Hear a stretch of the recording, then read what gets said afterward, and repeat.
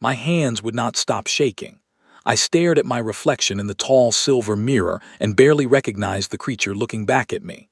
The ceremonial silks hung heavy on my shoulders. The bonding veil covered my silver hair.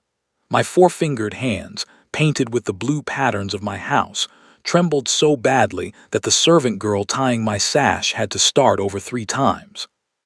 Today, I would be given to a human. My name is Viseria Thalrin, and I was raised as a daughter of the Zelthari nobility.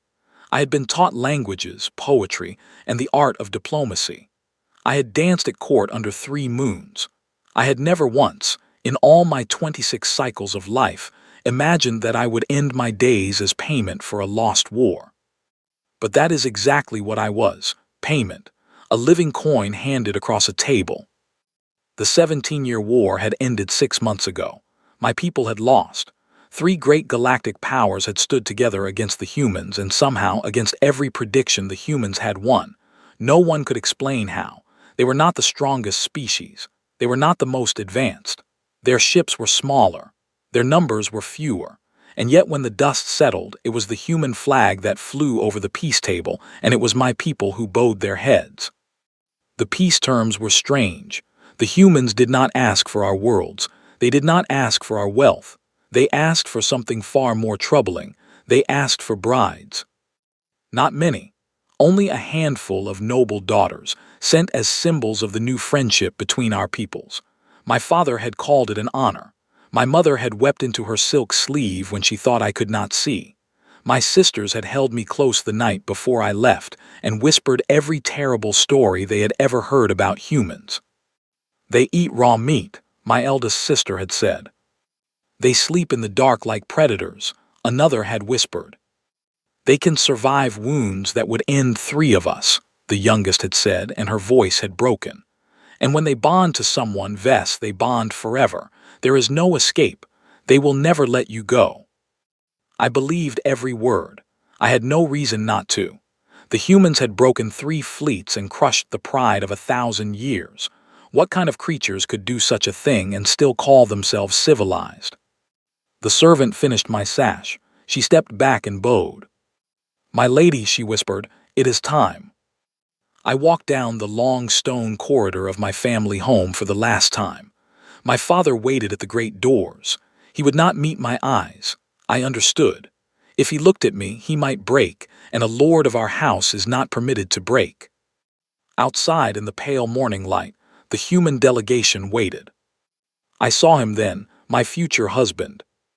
Captain Daniel Shaw stood at the center of a small group of human officers. I knew his name. Every Zelthari knew his name. He was the one who had broken the siege at Kelvaris, the terrible battle where my cousin Lyrian had been lost. He was a decorated soldier, a war hero among his people, and the very sight of him made my stomach turn to ice. He was tall, taller than I expected. His shoulders were broad under the dark blue of his dress uniform. His hair was cut short, the color of wet sand. A thin pale line, an old scar, ran across one cheekbone, and his eyes, when they found mine across the courtyard, were the color of storm clouds before rain. I nearly fell. My father's hand found my elbow, steady, firm, a small act of mercy. The ceremony passed in a blur. I remember the words of binding being spoken. I remember the exchange of gifts. I remember the strange, warm pressure of a human palm pressing against mine as the officiant tied the green and gold cord around our joined wrists. His skin was hotter than I expected. Humans run warmer than Zelthari. I had not known that. When the binding was done, he did something that stopped my breath. He bowed to me.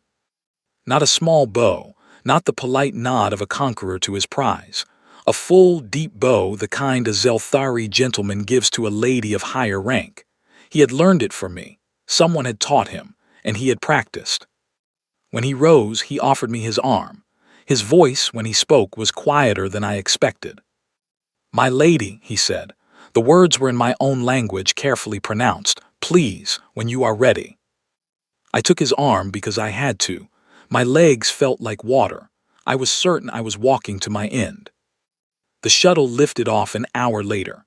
My family stood in the courtyard, growing smaller and smaller until the clouds took them from me. I pressed my forehead against the cool glass of the window and watched my world fall away. He sat across from me in the shuttle, 2 seats away, giving me space I had not asked for. He did not try to make conversation. He did not stare. He read from a small paper book, turning the pages quietly. Every so often his eyes would flick up, check on me, and then return to the page. He was not watching me like a hunter. He was watching me the way one watches a frightened bird that has flown into a room by accident, with concern, with care, as if he were trying not to startle me. I did not understand it. I did not trust it.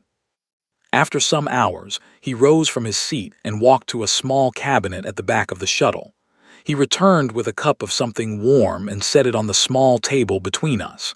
Then he went back to his seat. "It is a tea," he said, still in careful Zelthari. "From your homeworld. I do not know if I made it correctly. I am sorry if I did not." I stared at the cup. Steam curled from its surface. The smell was familiar. It was the tea my grandmother used to make, the tea of my childhood. I did not drink it. I could not. My throat had closed, but I could not stop looking at it, and I could not stop asking myself the same question over and over. Why? Why would a conqueror bring his prize, her grandmother's tea? Why would a killer bow to the daughter of his defeated enemy? Why would a man who had broken my cousin's battle now sit 2 seats away, reading a book, trying not to frighten me? I had been told so many things about humans. I had been warned and warned and warned again. My sisters had filled my mind with horrors. My tutors had called the humans savages. My own reflection in the mirror this morning had been the face of a girl going to her end. And yet here was this man, with his storm cloud eyes, bringing me tea. I did not know what to make of him. I did not know what to make of any of it. Hours passed. I did not speak. Neither did he. The shuttle hummed around us. The stars slid past the windows in long silver streaks. And slowly, so slowly I barely noticed, I began to grow tired. The weight of the day pressed down on me. My eyes grew heavy. I tried to fight it. I did not want to close my eyes near him. I did not want to be weak in front of this human who had every reason to use my weakness against me. But I was so tired, so tired. The last thing I remember before the dark took me was a soft sound, a rustle of cloth. I opened my eyes just a crack and saw him kneeling beside my seat.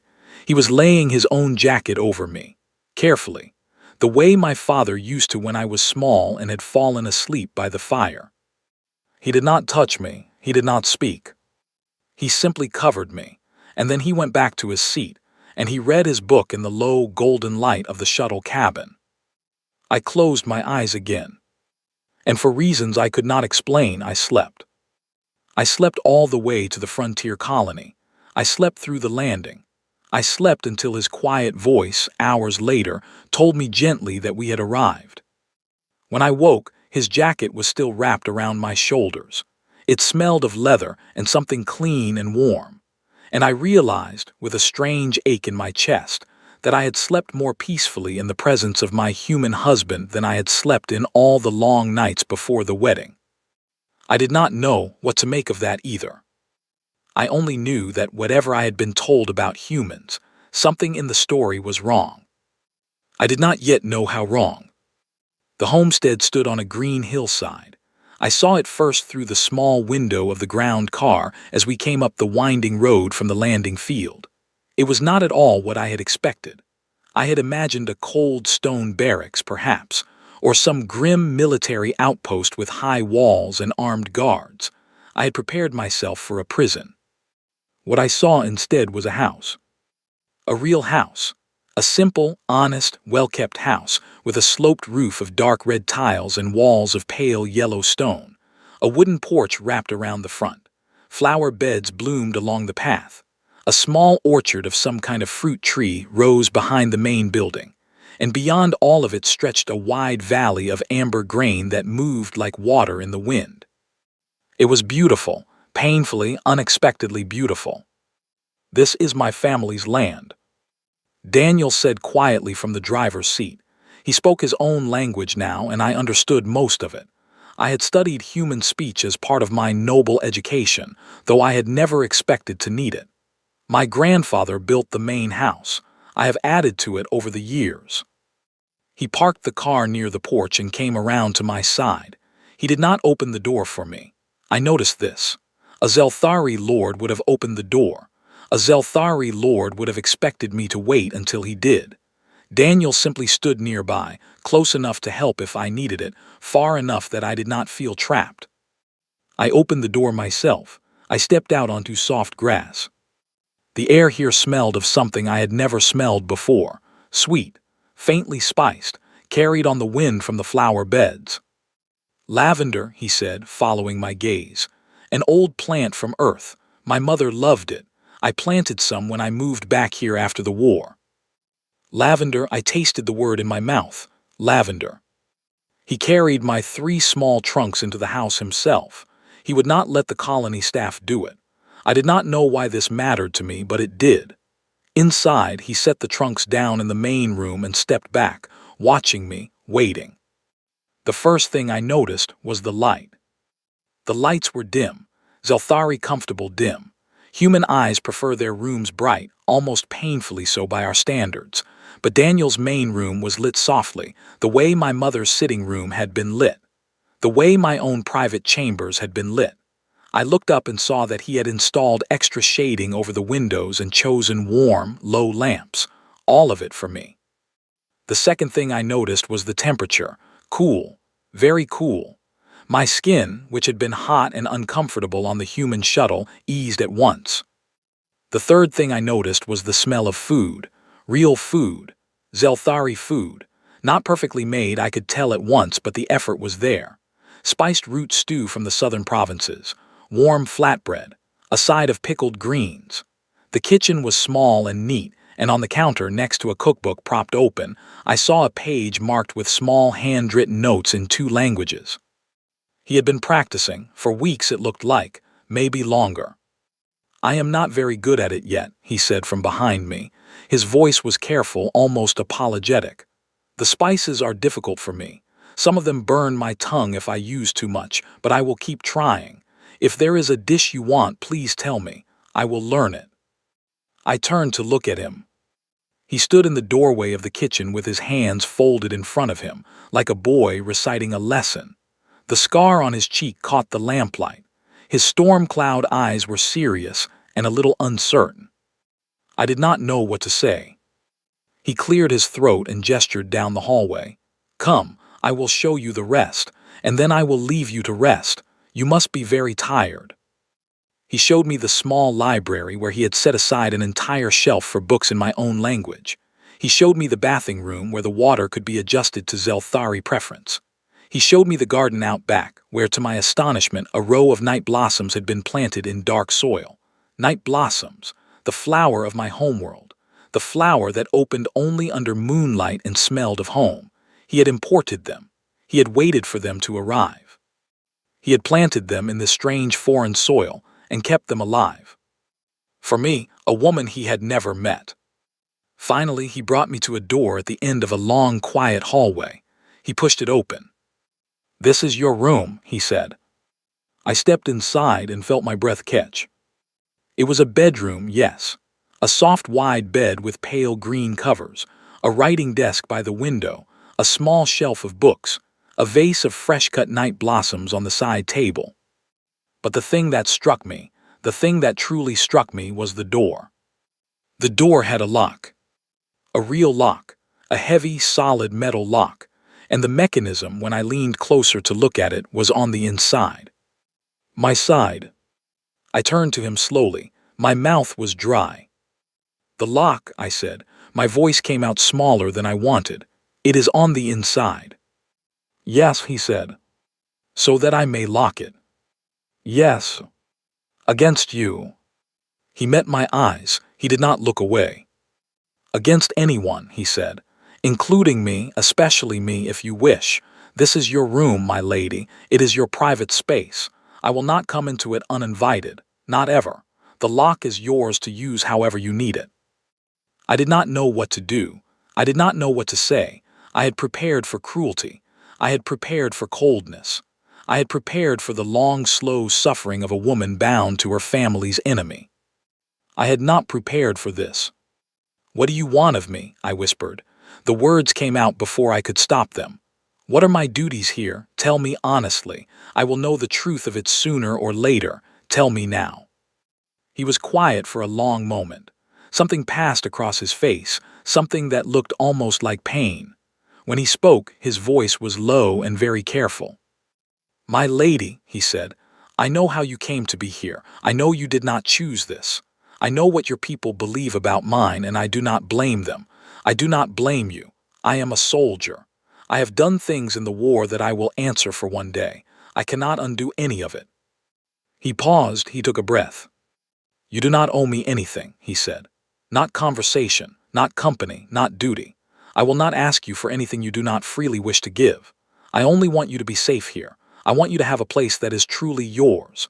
I want you to eat food that reminds you of home and smell flowers that you recognize and sleep behind a door that locks from your side. If one day you wish to speak with me, I would be glad of it. If you do not, I will understand. And if, when the peace accords are renegotiated, you wish to return to your people, I will not stand in your way. I will see you safely home myself." He bowed to me again, that same deep Zelthari bow he had given me at the wedding. "Welcome to my home, Lady Viseria," he said. "I hope in time it may feel a little like yours." And then he turned and he left, and he closed the door softly behind him. I stood alone in the room for a long time. I do not know how long. My trunk sat at the foot of the bed. The night blossoms glowed faintly in the vase. The lock on the door waited. Slowly, I walked over to it. I reached out, I turned it. The heavy bolt slid shut with a soft, solid sound. I stood there with my hand on the metal, and I listened. The house was quiet. I could hear him moving around somewhere far off in the kitchen, perhaps putting away dishes. He was not coming down the hall. He was not waiting outside my door. He was simply living his life in his house, while I stood in mine with the lock turned, exactly as he had promised. I do not remember when I started to cry. I only remember that I sat down on the edge of the bed, and my shoulders began to shake, and something inside me that had been wound very tight for many, many months began, just a little, to come loose. I cried for a long time. I cried for the home I had lost, and the sisters I had left behind, and the father who would not look at me, and the cousin who had not come home from the war. I cried for the girl in the silver mirror this morning, who had been so certain she was walking to her end. And somewhere in all of that crying, I cried for the fact that a human had brought me tea on a shuttle, and built me a room with a lock on my side, and planted my homeworld's flowers in his garden, and told me I owed him nothing at all. I did not know what to do with a husband like that. I did not know what to do with any of it. In the morning, I woke to find a breakfast tray set carefully outside my still-locked door. Warm bread, a pot of the grandmother's tea, a small bowl of the pickled greens I had not touched the night before, and folded on the tray, written in a quick human hand, a small paper note. "I did not know what you would like. I tried. If any of it is wrong, please tell me and I will learn. There is no rush. Take all the time you need, D." I held the note for a long time. Then very slowly, I unlocked the door. The seasons turned on that strange green world, and I began, without quite realizing it, to live. I do not know when exactly the change began. Change is like that, I think. It does not come down from the sky in a single moment.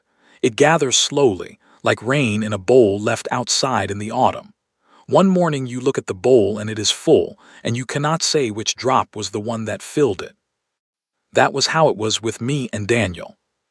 The first month I barely spoke to him. I took my meals alone in my room. I walked the gardens only when I knew he was away at the colony offices.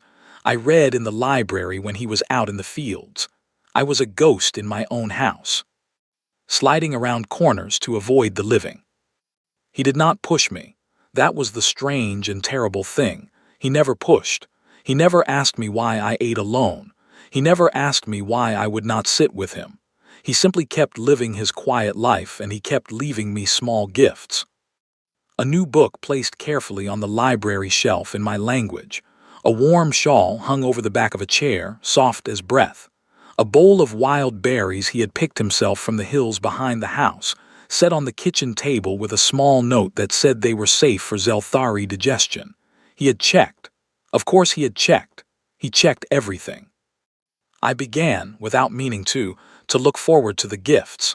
I began to wonder what would be waiting each morning. In the second month, I started taking my evening tea at the kitchen table instead of in my room. He noticed at once. He did not make a fuss. He simply greeted me politely and sat at the far end of the table with his own cup and asked no questions. We drank in silence, but it was not a cold silence. It was the silence of two people sharing a room without needing to fill it. In the third month, I began to speak. Small things at first, a comment on the weather, a question about a plant in the garden. He answered every question fully, patiently, as though each small word from me was a precious thing he had been waiting for. He never showed impatience. He never seemed to want more than I was ready to give. One evening I asked him, quietly, where he had learned to bow in the Zelthari manner. He looked up from his plate surprised as though he had not expected the question. Then he smiled. It was the first time I had seen him smile, really smile, and it changed his whole face. The scar on his cheek crinkled. The storm cloud eyes lit from within. I had a teacher, he said, a retired ambassador from your homeworld. He lives in the colony's capital. After I was told of the marriage arrangement, I went to him every week for 6 months. He taught me the bow and the forms of a dress and how to set a proper Zelthari table. He was a hard teacher. He made me do the bow 50 times a day until he said it was correct. I put down my cup. 6 months, I said. Yes. You studied for 6 months before you ever met me. Yes, my lady. Why? He was quiet for a moment. He turned his cup in his hands. Then he looked up and his eyes were very gentle and very honest. Because you did not choose this, he said. Because you were going to come to a strange place far from everything you knew and sit across a table from a man you had never met. I could not make any of that easier. I could not give you back your choice. But I thought perhaps if I learned how to bow correctly and how to brew your tea and how to greet you in the manner of your people, then at least on the very first day, you would know that someone had been waiting for you. That someone had prepared. That someone had cared enough to try. I could not speak. My throat had closed up. He looked down at his cup again, suddenly uncertain. I am sorry, he said, if that was the wrong thing to say. No, I managed. No, it was not the wrong thing. I reached across the table slowly, and for the first time of my own free will, I laid my four-fingered hand over his five. His skin was warm, warmer than mine. He went very still. Thank you, Daniel, I said. I had never used his name before. It felt strange and sweet in my mouth. Thank you for waiting for me. He closed his hand around mine with the greatest care, as though he were holding something that might break. He did not speak. He did not need to. After that night, the walls came down one by one. In the 4th month, he taught me to ride a horse. I was terrified of the huge, gentle creature, with its rolling eyes and its enormous head, and I told him so plainly. He did not laugh. He walked beside the horse for 3 hours, holding the reins, telling me long, slow stories of his boyhood on Earth, until I realized I had stopped gripping the saddle and had begun, quietly, to enjoy the sway of the walk and the warm sun on my face. In the 5th month, I met his horrible neighbor, a man named Garrett Pike, who came to the porch one afternoon to drop off a tool he had borrowed. Garrett looked at me with a curled lip and said something under his breath about Xeno brides and how good men were throwing their lives away on alien women who would never really belong. I froze. I had heard such words before. I had expected them. In my own mind, I had already begun to fold them away and keep walking. But Daniel did not let them pass. He set down the hammer he had been holding. He walked slowly onto the porch. He stood in front of Garrett Pike and he spoke in a voice I had not heard before. Not loud, not angry in the way of shouting, but quiet and flat and terribly cold. Garrett, he said, this is my wife. You will not speak of her that way, not here, not anywhere. If I hear of it again from anyone in this valley, you and I will no longer be neighbors. Do you understand me?" Garrett opened his mouth. Then he closed it. Then he mumbled something and walked quickly to his ground car and drove away. I understood in that moment how humans had won the war. It was not that they were louder. It was that when they decided a thing mattered, they did not move. In the 6th month, I fell ill. It came on fast. The colony's atmosphere, I learned later, carried a kind of spore that most humans did not notice but that Zelthari lungs struggled with. I woke one morning burning with fever. My chest felt full of wet stones. Every breath hurt. Daniel took one look at me and knew. He wrapped me in blankets. He carried me to the ground car himself because I could not walk. He drove 12 hours through a hard driving storm to reach a Zelthari physician in the colony capital because the human doctors in our valley did not have the right medicine for my kind. He did not stop. He did not rest. When we arrived, he carried me into the clinic in his own arms, his coat wrapped around me against the cold rain. The physician told him later that another few hours might have been too late. Daniel stayed at the clinic for 3 days. He did not sleep. He sat beside my bed and held my hand and spoke to me softly in his own language, because the physician had said that familiar voices helped Zelthari patients recover. He did not know that I could understand almost every word.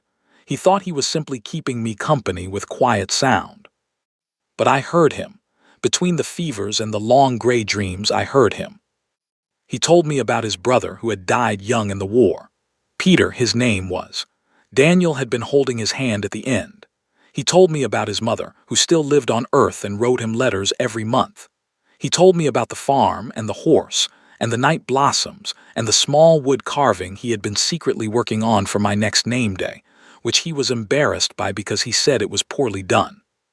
He told me, in a voice so low I almost missed it, that he was not sure he deserved to be my husband, that he had not known when he agreed to the marriage arrangement that he would come to feel about me the way he did, that he would understand entirely if I one day chose to go home when the accords were renewed, that he only wanted me to be well, that he only wanted me to be happy, that whether or not I stayed, the garden would always keep the night blossoms, because the flowers were mine now, and the house had been waiting for someone like me long before he had known my name. I listened, and I could not move, and I could not speak, and something in my chest that had been slowly loosening all these months came suddenly and completely undone. When I recovered enough to open my eyes and look at him properly, he was asleep in the chair beside my bed, his hand still holding mine. His face in sleep was younger than I had realized. The storm clouds were gone from his eyes. He looked very tired and very kind and very human. I reached up with my free hand, and very gently I brushed the hair back from his forehead. He did not wake. But I knew in that moment, with a quiet certainty I could not have explained to anyone back home, that I no longer dreaded this man. I no longer dreaded him at all. The border sirens tore through the quiet of the valley just after sundown. I was in the kitchen peeling vegetables for supper. Daniel was on the porch stacking wood for the evening fire. The night blossoms in the garden had just begun to open, and their sweet smell drifted through the open window. It had been, until that moment, one of the most peaceful evenings of my life. Then the sirens came. Daniel was inside the house in seconds. I had never seen him move so fast. One moment he was outside with an armful of firewood, and the next he was beside me in the kitchen, his face set and his voice low and calm. "Vess," he said, "the cellar now." "What is happening?" "Raid warning from the colony network. Hardliners from your homeworld, not our government, a separatist group. They have been hitting mixed homesteads up and down the valley for the last hour. They are coming this way." My blood turned to ice. I knew of them. Everyone in the peace talks had known of them. A small but vicious group of Zelthari who had refused to accept the end of the war, who believed that any Zelthari woman married to a human had betrayed her people. They called us race traitors. They had been quiet for many months. Everyone had hoped they had given up. They had not given up. Daniel took my elbow gently and guided me to the hallway. He pulled open a door I had never paid much attention to. Behind it was a narrow wooden stair leading down into the earth. A root cellar, I realized. An old-fashioned storage room cut into the ground beneath the house. "Down," he said. "There is a bench. There is a lamp. There is water. The door from below bolts from the inside. You will bolt it after me." "Daniel, what are you going to do?" He did not answer at first. He reached up to a high shelf in the hallway and took down a small wooden box I had never seen him open. Inside was a sidearm. He checked it with quick, practiced hands. Then he pressed it into my grip and closed my fingers around it. "Vess," he said. His storm cloud eyes were very steady. "Listen to me. Go down, bolt the door. If anyone comes through that door who is not me, you do not hesitate, you protect yourself. Do you understand me?" "Daniel, I cannot. Please, come with me, come down with me. Let us wait together. The colony guard will come." "The colony guard is 3 hours away. The nearest neighbor is 40 minutes. If I go down there with you and they come to this house and find it empty, they will burn it. And then they will follow us to the next house and the next until they find us or someone else. They do not stop until someone stands in front of them. Then let them burn the house. Daniel, it is only a house." He looked at me, and for a long moment he did not speak. Then he lifted my hand, the one not holding the weapon, and he pressed it softly against his own cheek, against the old scar. His skin was warm. "It is not only a house, Vess," he said quietly. "It is yours, and you are mine, and I will not let them take either."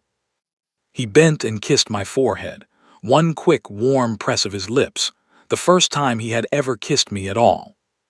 Then he was gone. The cellar door closed above me. I heard the bolt slide on my side because my own shaking hands pushed it. I sank down on the narrow bench in the lamplight with the weapon in my lap, and I began to pray to gods I had not prayed to in many years. The waiting was the worst part. I heard the ground car pull up outside. I heard boots on the gravel. I heard voices shouting in my own language, harsh and mocking, calling out for the traitor woman and her human keeper. I heard Daniel's voice answer calm, almost conversational, from somewhere near the porch. Then the noise began. I will not describe it. I will not dwell on it. I will only say that the night grew very long and very loud, and then, after what felt like years but was perhaps only hours, it grew very quiet. Silent, terrible silence. I did not know who had won. I sat in the cellar with the weapon shaking in my grip.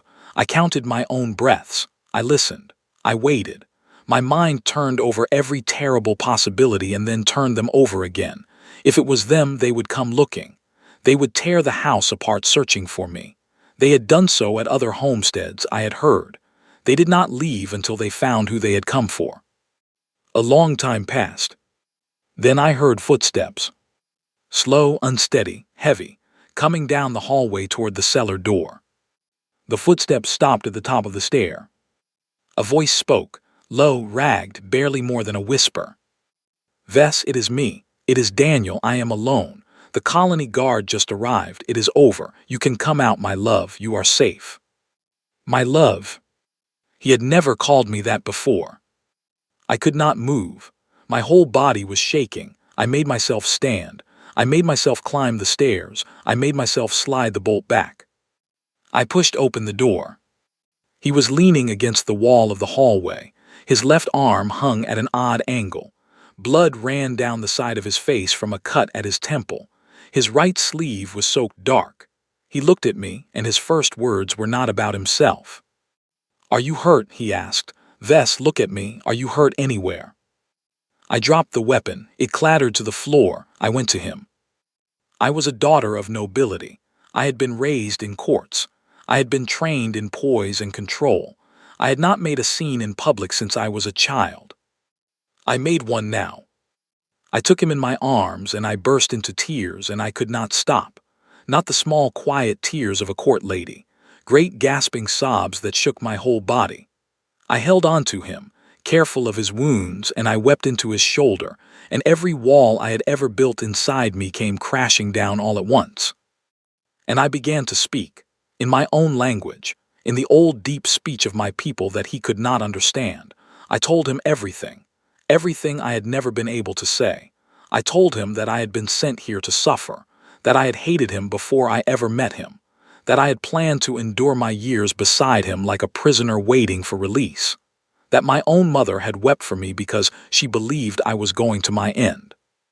And I told him in the same flood of words that I had been wrong about him, that I had been wrong about all of it, that the fear I had carried in my chest for a year had been slowly replaced by something else, something warm and quiet and steady, something that I had not wanted to name because naming it would make it real, that I did not want to leave, that I did not want the accords to be renewed, that I did not want to go home because he was my home now, and I had not known it until I thought I might lose him tonight.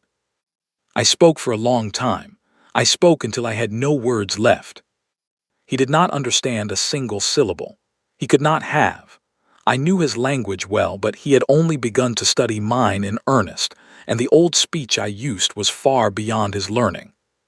But when I finally grew quiet, he did something that stopped my breath. He bent his forehead down and pressed it softly against mine. It was a Zelthari gesture, the closest gesture our two peoples share.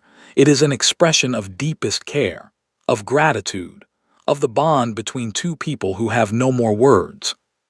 And in my own language, clumsily, each word carefully remembered, he whispered, "You are safe. You are safe. I am here. You are safe." He had been practicing, I realized. He had been practicing those words for months, just in case he ever needed to say them to me. I had been wrong about humans. I had been so wrong. I had been taught all my life that they were the great takers of the galaxy, that they had won the war because they were harder, crueler, more willing to sacrifice, that the thing to fear in a human was their fury. But it was not their fury that had won the war. I understood it now. It was not their fury that had built the ships or crossed the dark. It was not their fury that had held 3 great empires at bay. It was their tenderness. It was the fact that when a human loves something, truly loves it, they will stand between it and the whole turning universe, and they will not move. Not for fear, not for pain, not for anything. My people had not understood this. They had measured humans by their weapons and missed the thing that actually made them dangerous. They had seen only the hard shell and never the warm, soft center that the shell had grown around to protect. I helped Daniel to the kitchen. I sat him down at our table, our shared table, where we had taken so many quiet evening teas. I cleaned his wounds with hands that shook but did not stop. I stitched the cut at his temple myself, because I had been trained in field care as part of my noble education, and I would not let another soul touch him tonight.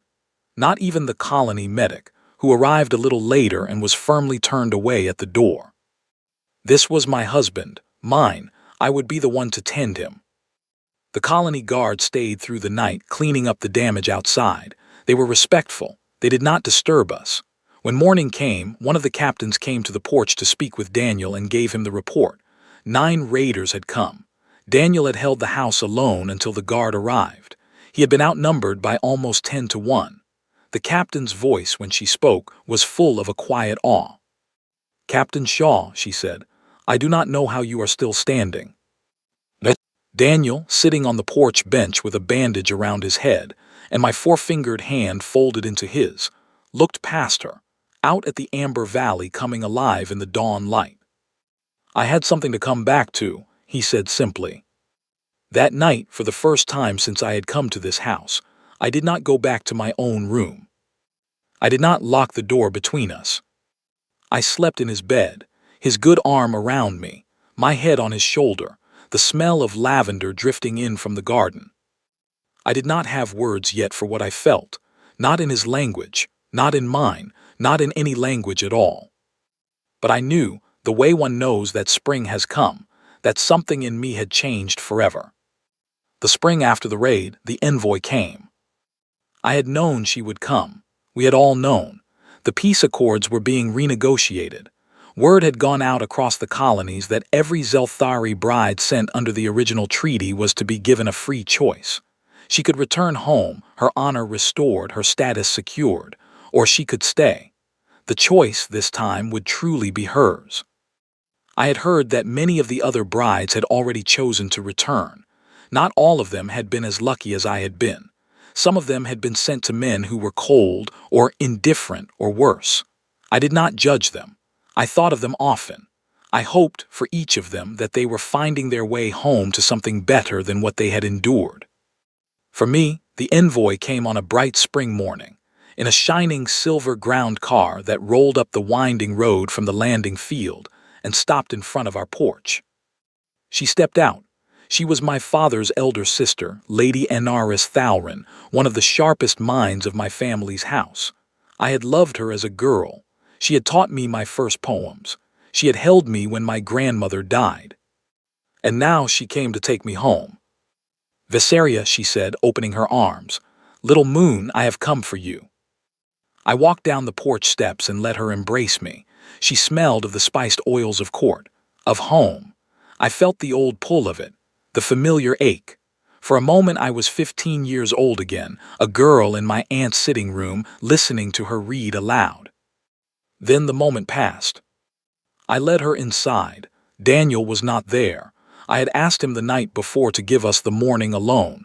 He had kissed my forehead and told me he would be in the fields until I came for him.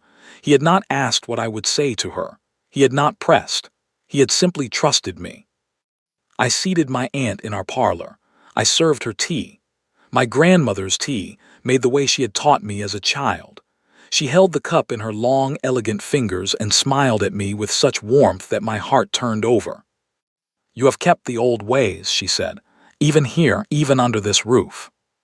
I have kept them in my own way, I said. She began to speak, gently at first. She told me of home. She told me news of my sisters, all of whom had missed me terribly, all of whom were waiting to welcome me back. She told me that my father had aged in my absence and that he spoke my name often, in a voice full of regret. She told me that my mother had prepared my old rooms for my return, with fresh silks and new books and a garden of my favorite flowers outside my window. She told me of a possible match, a good match, a young lord of a neighboring house, well-spoken and well-placed, who had been quietly asking after me for many months. She said he would be patient. She said he would be kind. She said my return home would be welcomed not as a failure but as a triumph, a daughter restored to her house, a wound of the war closed at last. Then her voice dropped, and she glanced toward the window as though she feared to be overheard. Little moon, she said, you have been brave, you have endured this. You have kept your dignity. No one will ever speak ill of your time here, but it is over now. You have served your duty. You can come home. You can leave this beast and his strange little house behind you. The word landed between us like a stone. Beast. She said it in the old tongue, the deep tongue, the same tongue I had wept in on the night of the raid, holding my wounded husband in a hallway that smelled of blood and lavender. I looked up from my tea. Aunt Anaris, I said, my voice was soft. What did you just call him? She frowned, my dear. Say it again. She hesitated. Perhaps she heard something in my voice that she had not heard before.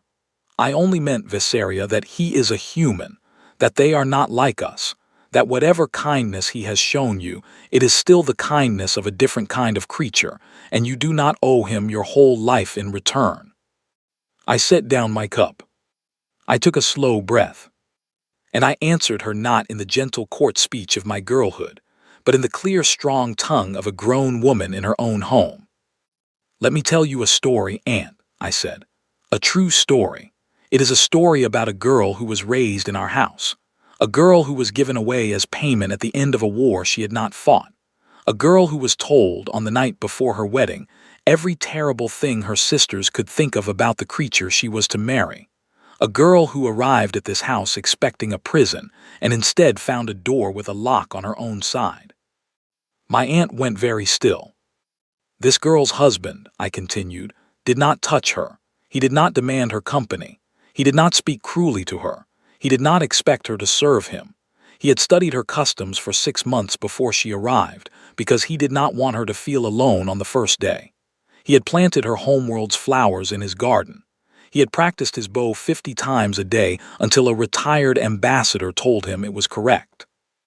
I gestured to the garden outside. The night blossoms were blooming. The air was sweet. He brought me my grandmother's tea, and he learned to make it from an old Zelthari cookbook. He burned his fingers on the spices. He tried 3 times before he got it right. "Little Moon," my aunt began. "I am not finished," I said. She closed her mouth. "When I was ill, he drove 12 hours through a storm to bring me to a Zelthari physician because the human ones could not help me. He did not sleep for 3 days. He sat by my bed and held my hand and spoke to me in his own language because he thought I could not understand him. He told me that he did not know if he deserved me. He told me that if I ever chose to go home, he would not stand in my way. That was the husband my people called a beast." Her eyes were wide. She did not speak. "When the raiders came, Aunt, when our own people came to this valley and burned the homes of their own daughters, it was my human husband who stood alone on that porch and held this house. He was 9-1.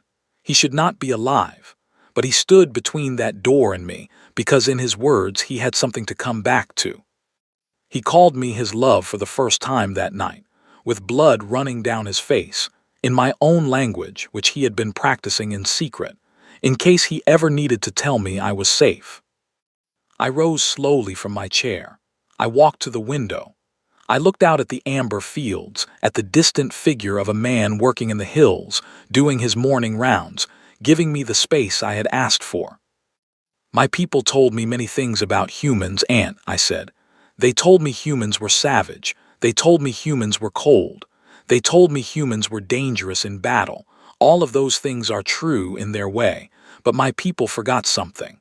My people forgot the most important thing of all, and I am not going to forget it, not ever again." I turned to face her. "Humans," I said, "are tender, deeply, ferociously tender. When they love a thing, they love it with everything they have, and they will protect it not with fury but with care day after day in 10,000 small ways for as long as they live. That is what my people missed.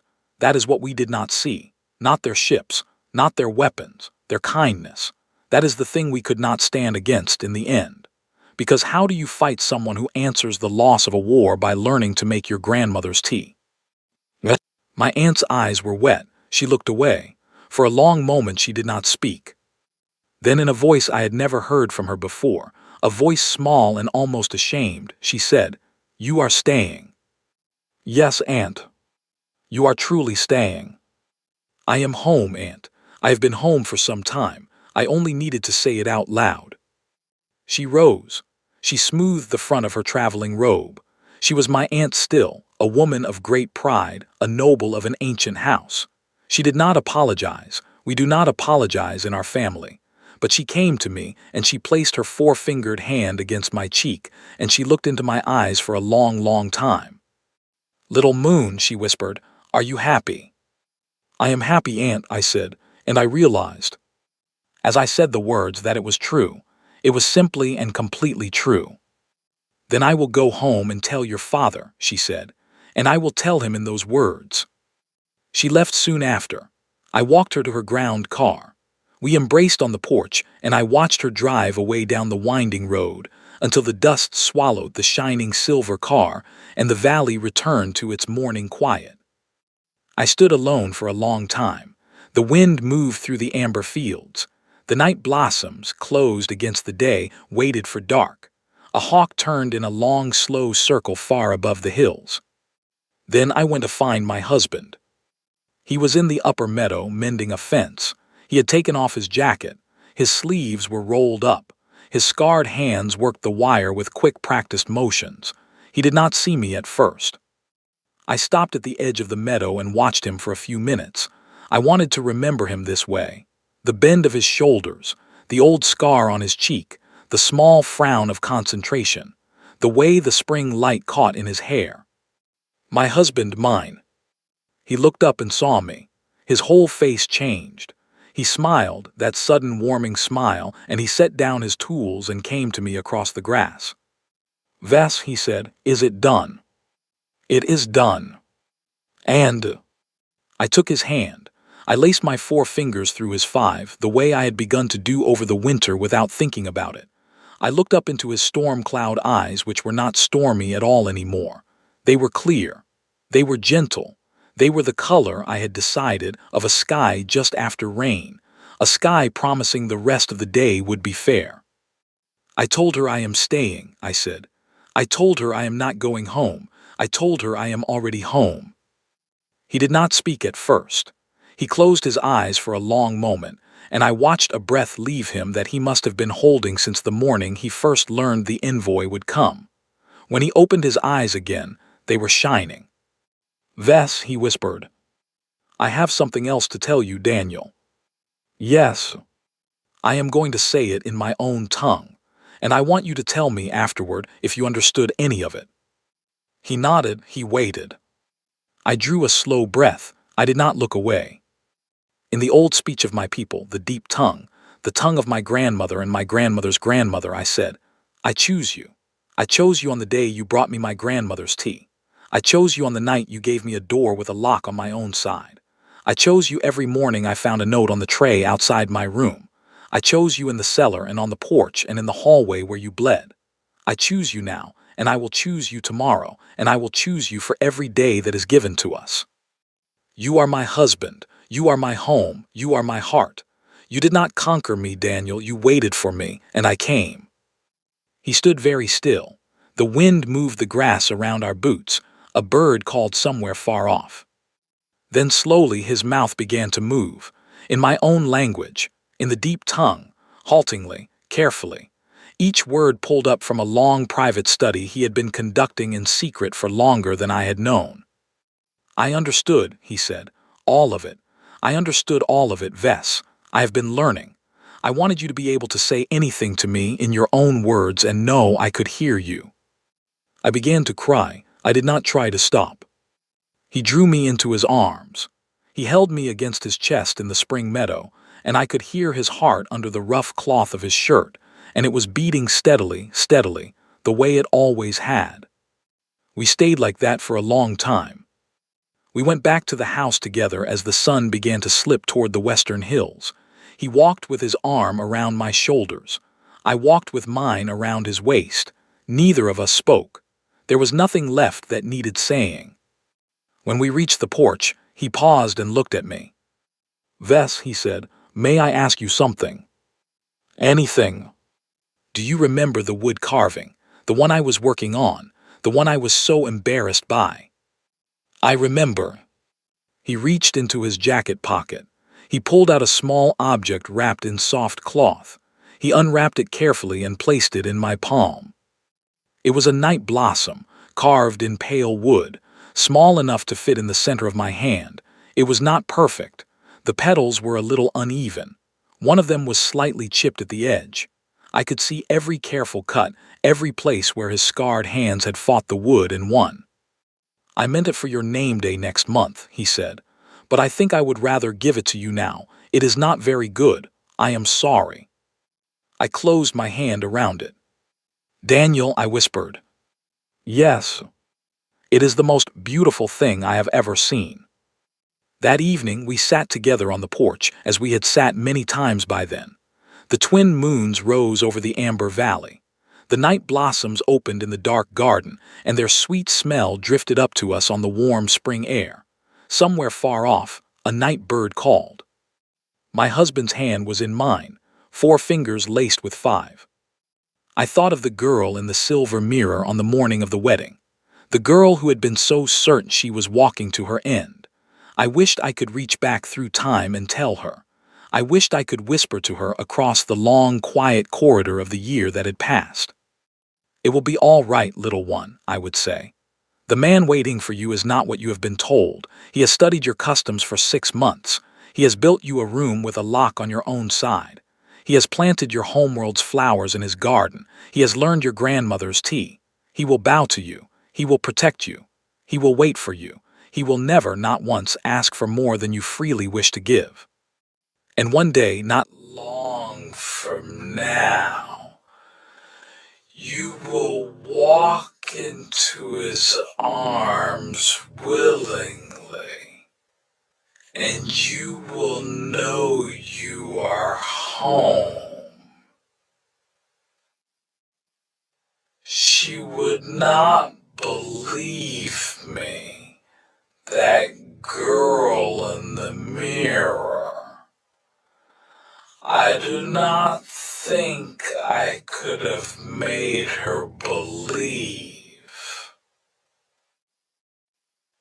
but I could believe it now as a woman on a porch under 2 moons with a small wooden flower in my palm and a husband's warm hand in mine.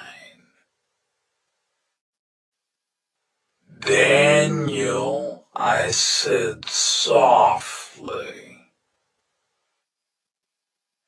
Yes, love. Tell me about lavender again, how it grows, what it likes, what soil it needs. And my human husband began to tell me in his quiet, patient voice about a small gray-green plant that his mother had loved. From a faraway blue world he had been born on and would perhaps never see again. And I leaned my head against his shoulder, and I listened, and the wind moved through the amber fields, and the night blossoms breathed their sweet, slow breath into the dark. I had dreaded my human husband once. I had believed every terrible story. His kindness had changed everything. And I would spend the rest of my life being grateful in every language I knew.